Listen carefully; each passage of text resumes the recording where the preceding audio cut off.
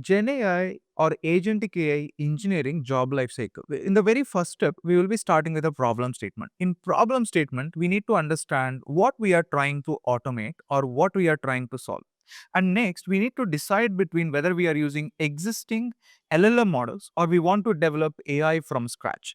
And then we want to understand what are the success metrics. So, what you are trying to do. Are you reducing the amount of time people are spending on solving that problem? Or are you increasing the revenue by introducing this particular agentic AI solution or Gen AI solution? What is the KPI, key performance indicator?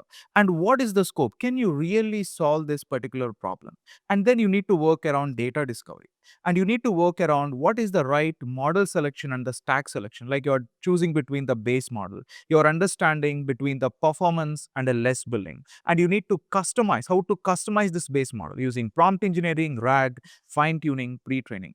And we need to understand about cost, latency, context window, and even we need to understand about the security of it. And we need to understand the right prompt strategy, RAG designing, evaluation, setting the guardrails and safety, integrating with API, and then deploying through LLM ops pipeline, monitoring it and performing the iteration. So this is the actual real-time life cycle of Gen AI engineering project or agentic AI engineering project. If you want to really work on it, you can join the program. The links are in the description below.